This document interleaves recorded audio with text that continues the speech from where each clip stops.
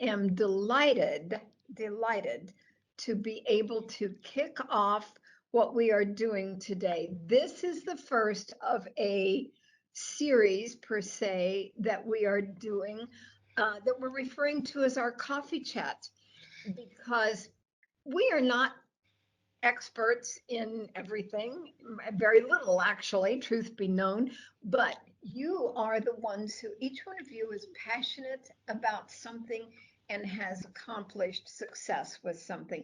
One of the things that has become very successful with is that developing that teamwork perspective.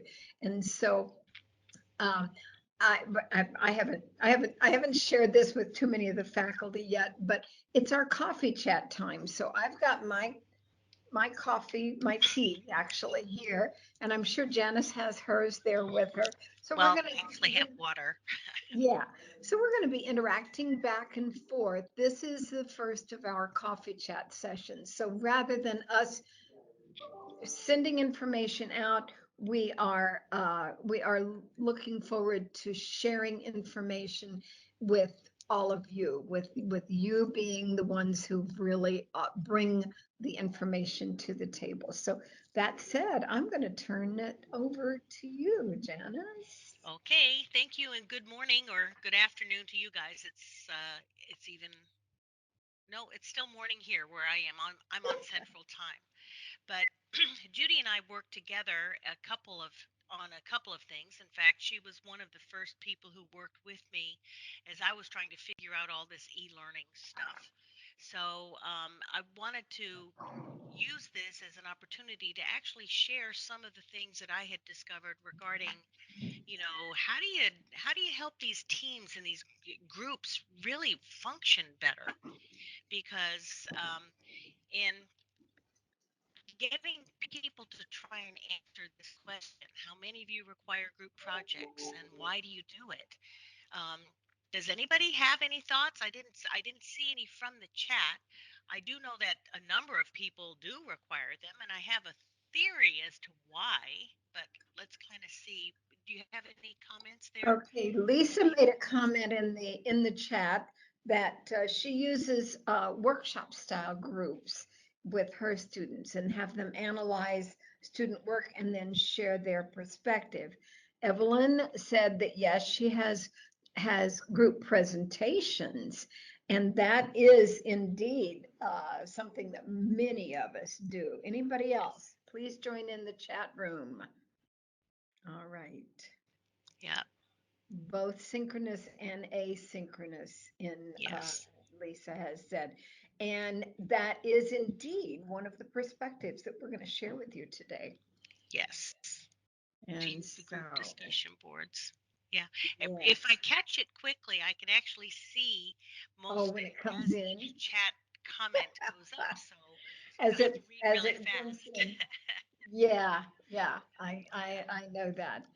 And so one more click, Janice, because Okay. here's the All right. So I think that my experiences are pretty much like most of my colleagues here in the university community, which is we definitely do use group projects in a multiple set of ways.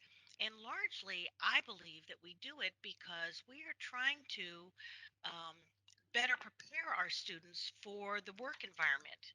It doesn't matter if they're going on to other institutions of higher learning, if they become educators, if they're working in a professional capacity. The very fact is almost all work is now done in some with some collaborative requirement. And understanding how to do that well is kind of difficult. Um, so the challenge is, though, when I ask people why, um, I have to ask the following question: how's that working? And it sounds kind of ugly, but this is literally a slide that I use in one of my team building modules that I have in a capstone course that I do in the College of Business, because I've had so many students come to me and say, please don't, please, can I just do the project by myself? Or yeah. they'll beg, can I just work with these two people? I've had other classes with them. And always have to tell them, I said, you know, in the real world, you can't pick the people you work with. It's real hard to mess something up if you're working with a group that has the same kind of objectives and the same kind of work ethic as you do. But the reality is, we rarely can pick that. So the challenge is, how do we get them to learn how to be more effective in their groups? But I actually had the students vent a little bit, and I asked them, why do you hate group projects? And I did it as a brainstorming exercise. And what you see listed on the slide are some of those particular items. Okay, because they always complain about the people who aren't contributing.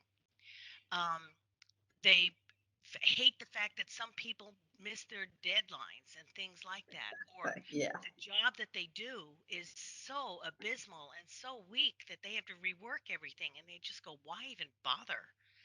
um, People are missing meetings, and so you spend half your time trying to get them caught up with something that they should not have missed. And then, of course, we deal with the strong personalities. Okay, but if you talk to the ones who, the strong personalities are saying, "Oh, these other people never contribute," you many times hear the other side, which is, "Well, the contributions that I'm making, they just ignore me, so I just quit talking," and the list goes on. So I don't know about all of you, but that's a summary of what I certainly experienced with a lot of my students. So with that as a predicate, I I tried to think through, well, why is this happening? Why is this a chronic thing?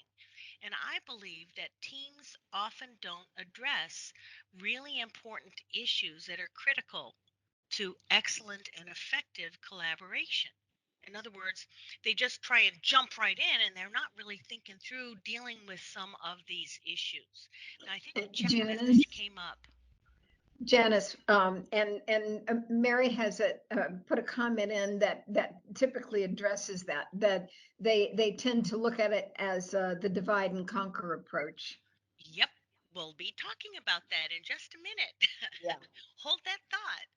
Okay, so what are some of these issues that really are critical for teams to address? One is, how do you deal with the strong personalities, the one who says this is what we should do? How do you deal with the fact that so many times we assume that someone who's quiet or doesn't verbalize disagreement immediately is the same thing as consensus, or that you have a slacker, and that may not be a valid set of assumptions at all. Um, Another one, this sounds very undemocratic, but we assume that majority rule is acceptable for good decision making, and my experience has been that that's not the case. And then, of course, not spending any time on your process, your team process, your decision making process, which is perhaps the most important thing to do. So I kind of kept that in the background, and then I was thinking, all right, but these issues are even worse when you're dealing with distance learning teams. You're dealing with the fact that we have people who do not live within a short distance of each other any longer. You're in Jupiter, Judy. Others are in piping in from Davie. I'm in Tennessee, for Pete's sake. I have some people on teams that are on shipboard in off the coast of the United Kingdom because they're in the military. You Yeah. have people with conflicting schedules. You have Everybody has other commitments and other priorities. And we can rail against, well, they should make this a priority. Well, that's nice. But if you're a single parent with three kids working a full time job, it's real easy for you, and you're not having to pay for school, and that's all you do. There's a difference, okay? And we don't know how to reconcile some of those things.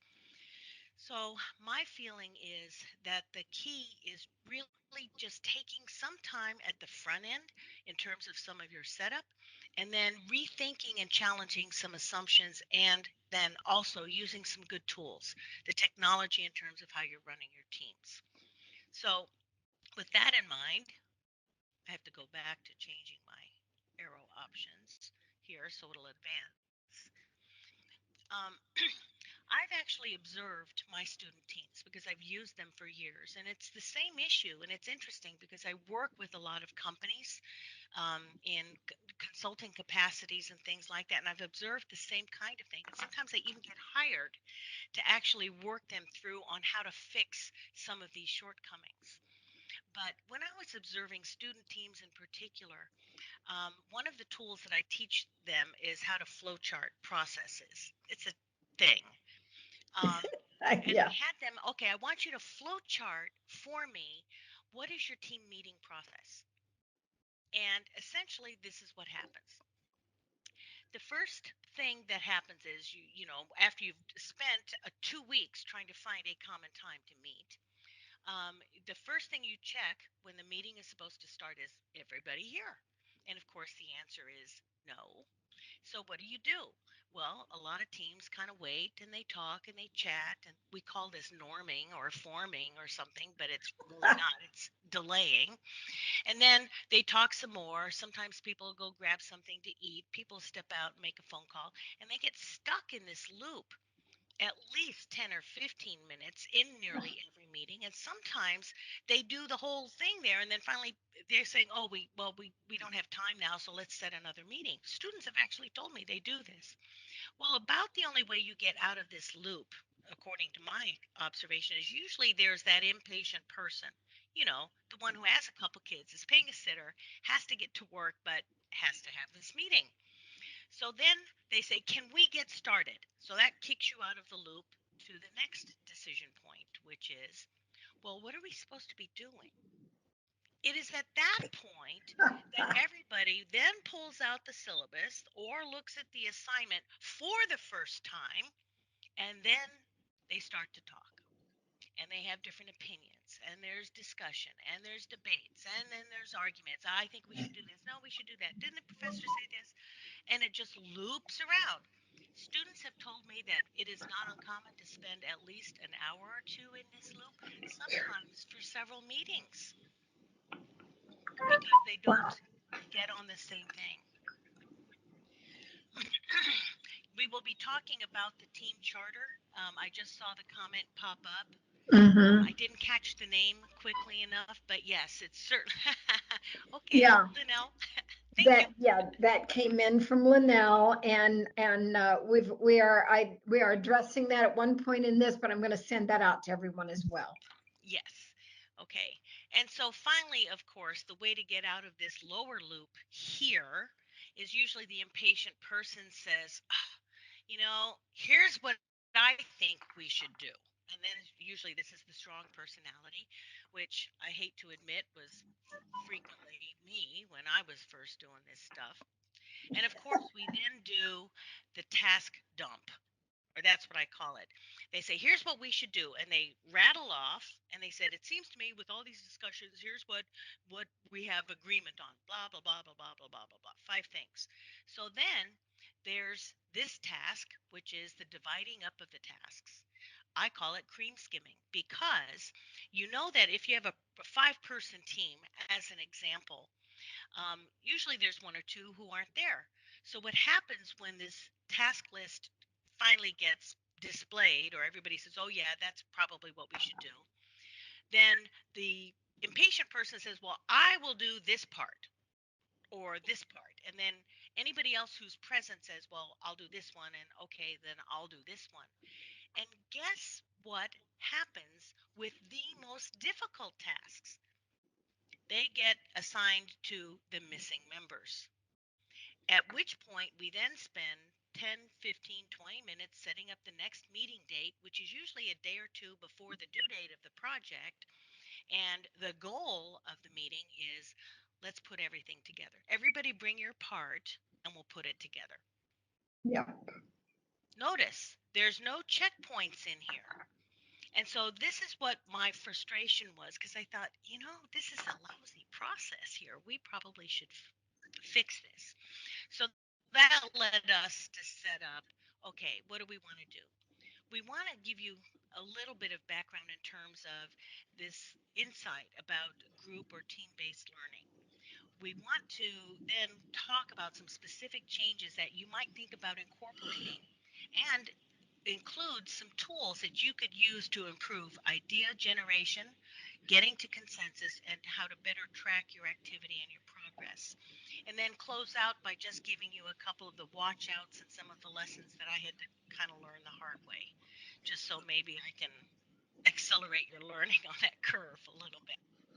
And Janice, we had a So, comment from Joanne Bamdas who said that it's exactly the same situation when with all meetings. She references faculty yes, meetings, the whole looping thing, and yes, it is that's it exactly. So yes. we're gonna give you some tools, Joanne, to help move around that. Well, we hope. Yeah. Yeah. So, right off the bat, I think one thing that is really important is to rethink how you set up your groups, and I'll talk to that point on the next slide. And then once you have the groups set up, right at the outset, I think it's critical that you take just some time and you make them do this to do what we call a meet and greet and to establish their rules of operation, very much like what people try and do with the team charter. So, in terms of the meet and greet, I usually have an icebreaker or introduction of some kind that they have to do. Now, in a fully online class, what I have is I use video recordings of lectures. So just like you're seeing me here with my slideshow playing, that's exactly like how each of the lecture segments is built for each of the topics that I cover during the course of the semester. And what I do in those lecture segments is I include what is called embedded discussion. An icebreaker, when I give them direction about it, is embedded in the lecture. It's kind of a sneaky way to make sure that they actually are working through the lecture I content love and that. not just skimming over slides and trying to look up answers in a textbook. So, in terms of the icebreaker introduction, um, I also have them prepare um, some thoughts about how to minimize the need for synchronous meetings. One of you Mm. had posted that you use a combination. That's exactly the right thing to do.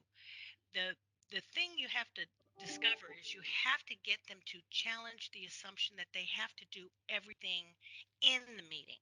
That's actually not what the meeting should be about. The meeting should be a checkpoint, a progress check, troubleshooting things that people encounter, not the place to sit down and read the case, as an example. I think another thing is you have to make sure that they can take the time and find a good tool to use that will enable them to set the days and the times when a meeting is actually required. I tell people to use Doodle, okay? Um, but I have them actually, as part of this meet and greet and the rules of operation discussion forum, they not only do the icebreaker, they usually have to talk about themselves or share something about themselves. Um, but they actually identify and then give each other tips in terms of, oh, in Canvas we can use this feature, or gee, in my workplace what we do is this is how we use Google Docs, and things like that. I tell them, find at least one tool that you think could be used by your groups and share with each other how to use it. The other thing they have to do in that first discussion forum is, I say, pretend like you can dictate everything to this team, and they would have to follow those rules. What are those rules of guidelines for interaction? And I even prime the pump a little bit and I tell them, you better think about, for example, some of your pet peeves. They always complain, well, I send an email out to everybody to remind them we're going to have a meeting or ask them when they want to have a meeting, and no one responds. Well, then set a rule. You can be the dictator. What would you like as a proposed guideline? So if you receive a text message, you need to respond within 6 hours. At least acknowledge that you got it. So this helps them maybe avoid the little ducking that they tend to do. Oh, I never got a text message. Okay. So it's those kinds of things. It sounds really weird. So that's some of the stuff that I do on the front end, but the group setup is where I've discovered discovered one thing, and it's perhaps my only concession to sometimes what it is that students run into. I use an information sheet at the beginning of every semester for every class that I do, and essentially it has them share some of this information. This is one of the things that they put in that introduction discussion forum. So it's an easy way for everybody to see everybody's email address, phone numbers, stuff like that. I have them give me a little background about what they have done, kinds of positions or work experience and responsibilities. Share with each other where they are in terms of their proficiency of using certain tools. But this thing that's highlighted here, where I say list at least 3 different 2-hour windows of time, okay, that you are planning on using for school related work. Now, and I tell them, give me the days of the week and whether it's AM or PM, because sometimes they do 12 to 2, but they mean 12 AM to 2 AM. Okay. Now, I use that information. I actually put it into a spreadsheet and I look for common windows of time and I set the groups up at least so that everybody in that group has at least one, if not two, windows of time in common. Because the biggest reason why teams blow apart is you put people together that have completely conflicting schedules and there's nothing they can do about it. So at least you give them a shot. And then only after you have the team set up, I create the group pages and tell them, oh, by the way, this was what was used to help set your team up.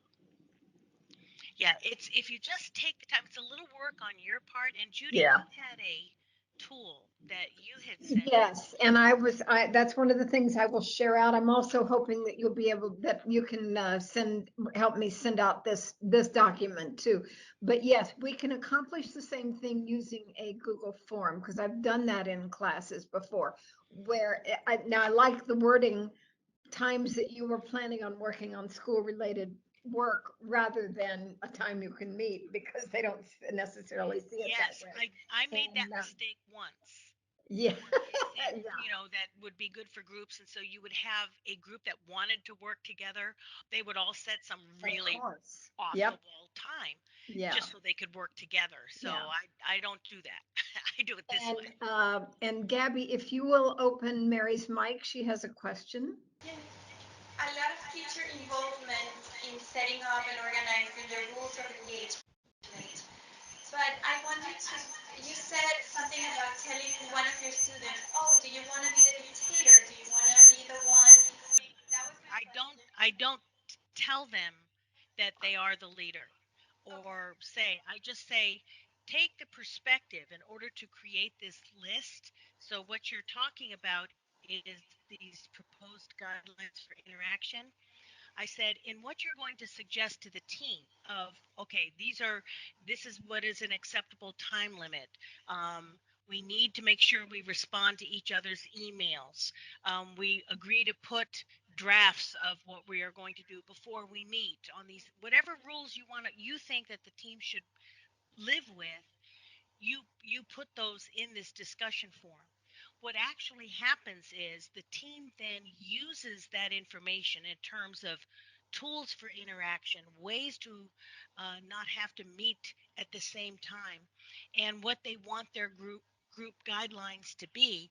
They have everybody's input ahead of time, and then they can make some decisions. Because someone may say, oh, well, you have to respond to text within 2 hours. And others are saying, look, I have a really, really hectic work schedule and I can only use my cell phone at certain times. So I need at least, 6. So then they can have a discussion about it. But it's part of actually setting up their their actual rules of operation. So I don't want them to be the leader or the dictator. I just said kind of assume you're able to tell everybody what to do and this is what you think should be done. Yeah, I like that approach. Thank you so Did much. that answer your question, Mary?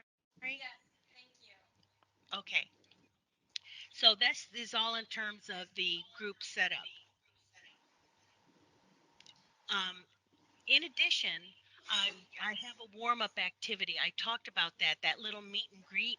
So usually what I'll say, okay, in this discussion forum, you're going to give me some proposed guidelines for interaction. You're going to come up with some different tools and maybe one that people can use to share things or maybe get things done so you don't have to actually physically meet. But the other thing I want you to do is you put your information sheet, so this way I know they can attach files in their discussions, and I say, all right, I want everybody in the class to share an unusual or unique fact about yourself. Maybe it's an unusual hobby. Maybe you've had some experience. I've had students who have been to like over 50 countries. I had one who fell out Wow. of an airplane. Just have them share something. And what it does is it tends to warm them up a little bit. Yep. Okay. Sometimes I have groups develop what I call common denominators. In other words, as a group, they have to discover something that they all have in common that they suspect no other team has. So it can't be a negative. It can't say, oh, none of us has ever broken a bone. That doesn't count. Okay, but I've actually had some very unique kinds of things where everybody was the third of three children in their family. That's unique. So it's simply a way to get some warm up activity into place. Now that's Great. on the front end. That's the setup. Usually what this does is it gets them engaged with each other. They're sharing a tremendous amount of information. It gets them to actually have the discussion about, okay, so when we're going to be meeting, this is how we're essentially going to operate. It goes a far distance because so many times groups don't do this. They just immediately jump into the Yeah. project. Yeah. Now, what about the tools on the ground rules? And I think, Judy, you're sharing this with everybody, correct? Yes, absolutely. Yeah. So this is not unlike some of the issues that they try and address in the team ground rules. What tools they're going to use, and they usually end up saying email and text. Sometimes they'll use WhatsApp, other things.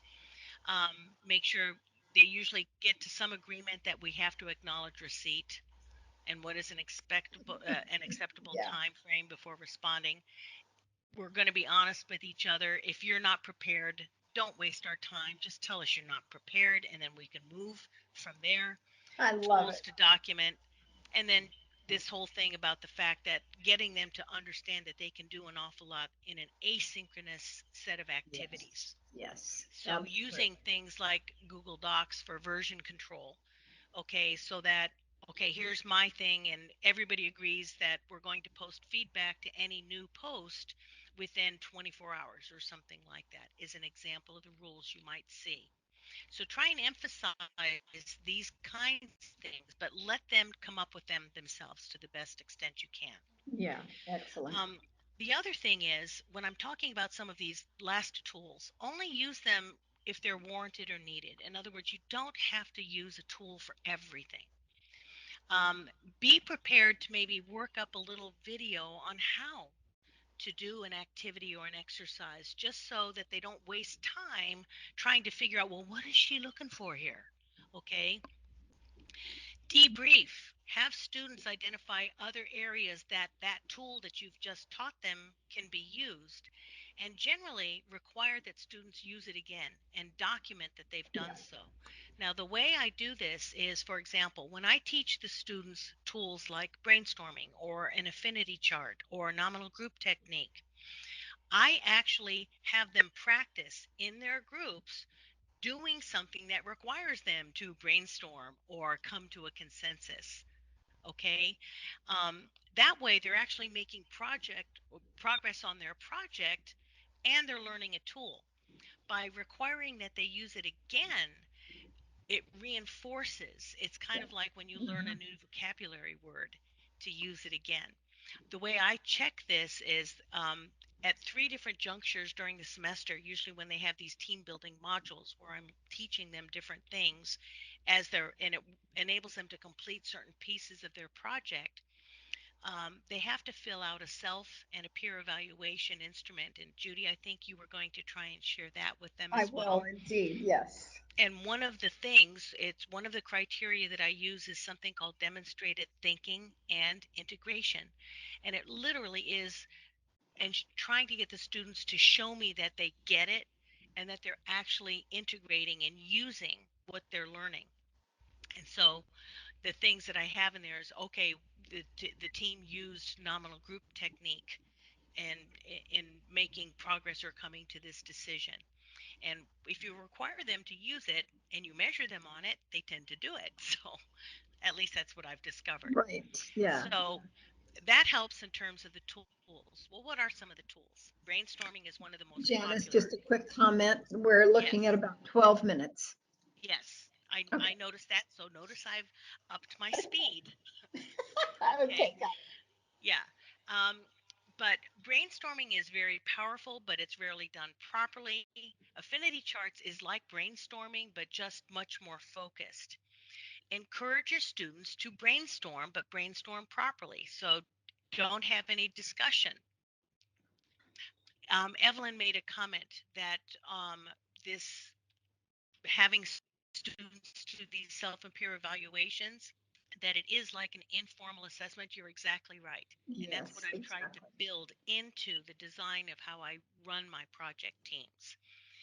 Um, with brainstorming and affinity charts is simply there are certain applications on, I think, both Mac and PC environments that let you use what we call sticky notes. And if you do a Google for sticky notes app on your, or check it on your computer, you'll see it in all likelihood there. And what teams discover they can do is they can go into a collaborative session, they can share or make it so that everybody can use the screen, and they post their thoughts in terms of, for example, what company should we use as part of our project team. Yeah, Christina made a comment about how important it encourages Yes. accountability. And you're Yeah. exactly right, which is why I have them Exactly. doing the self and peer evaluations. Okay, because you need to get them to recognize you don't coast in here. Make a contribution. It may not be great, but you will actually learn better work habits if you measure them on these things. Yeah. So, um, the brainstorming and affinity charts is certainly one way to do it. And like I had said, try and think about using short videos. In this PowerPoint presentation, I actually give you some how to's that walk you through in like 2 minutes how to do uh, affinity charts as an example. So my students, for example, have to do learning linkage logs. This is almost like a journal, okay? And they inevitably don't do very well. So after the first couple 3 weeks worth of postings, I have them share in learning about how to use an affinity chart all the things that they think would be should be done to improve how they're doing on these things. So they all share them, but then you group them and they find, oh, we should actually make connections back to real life. We should change how our study habits. We need professor clarity on these things. Um, in the lecture, we should be paying. So all of a sudden now they have a better roadmap in terms of ways to improve what they're doing. There are certainly additional tools, and with the time limitations, some of you have been exposed to the team charter. I think Judy, you did that in the prior session. Yes. Definitely a very useful kind of thing. Google Forms to generate information and availability. So you could take that information sheet and put it into something like this. Nominal group technique is another one. So when, for example, a group has to come to consensus. So, for example, in my classes, the students act as consulting teams to companies. So one of the first things that they have to figure out is, okay, so what company should we use? So there are some guidelines I give them in terms of selecting companies. So what'll happen is people will come up with the names of different companies that satisfy those criteria. Well, then they have to come to a consensus. But rather than having a meeting, I tell them just independently rank order them in terms of the one you most prefer to the least preferred. So Todd would rank this one here and this one here.